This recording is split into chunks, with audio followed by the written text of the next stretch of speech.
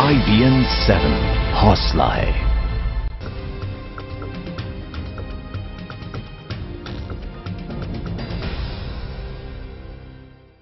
नमस्कार, स्वागत है आपका IBN 7 में। मैं आपके साथ पायल भुयन।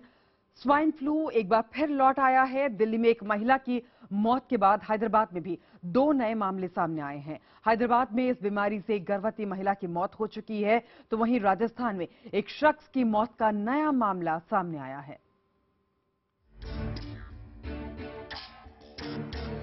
स्वाइन फ्लू एक बार फिर भारत में दस्तक दे चुका है।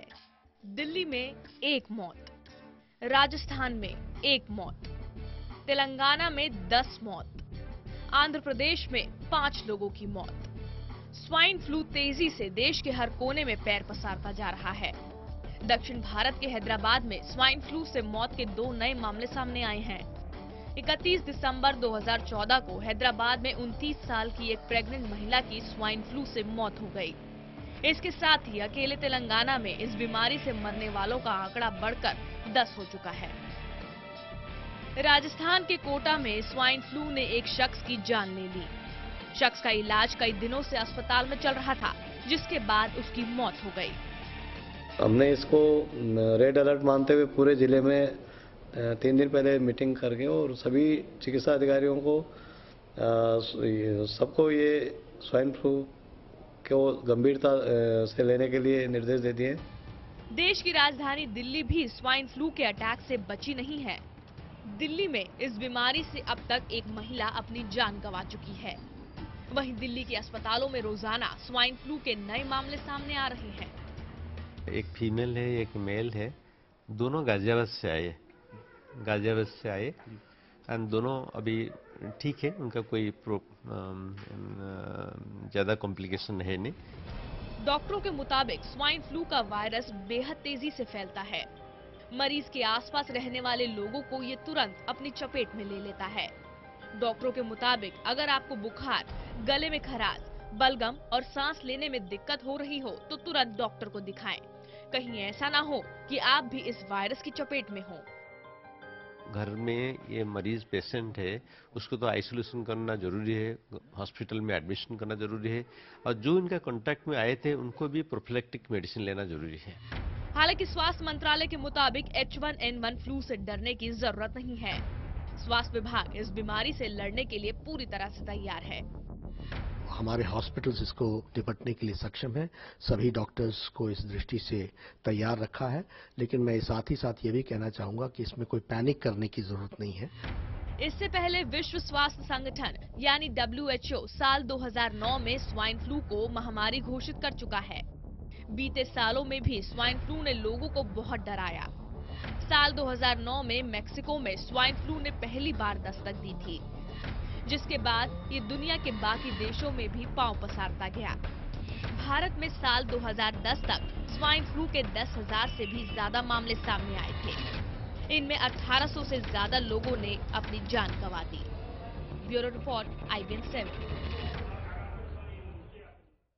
और हमारे साथ हैदराबाद से जुड़ रही हमारी संवाददाता साक्षी खन्ना, साथ ही दिल्ली से हमारे साथ मौजूद है पुनीत त्रिपाठी। लेकिन सबसे पहले रुख करेंगे हैदराबाद का।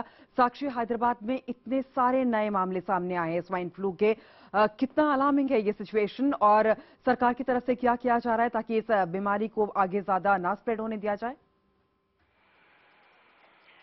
देखिए, बिल्कुल सिचुएशन अलार्मिंग ज़रूर है, क्योंकि एक साल में 85 से भी ज़्यादा मामले सामने आना और उसके बाद 15 मौत होना, जिसमें से 6 मौत सिर्फ दिसंबर के ही महीने में हुई है। तो सिचुएशन अलार्मिंग ज़रूर है, लेकिन सरकार और डॉक्टर्स का यही कहना है कि पैनिक की ज़रूरत नहीं है। यहाँ पर ज़रूरत है सावधानी बरतने की।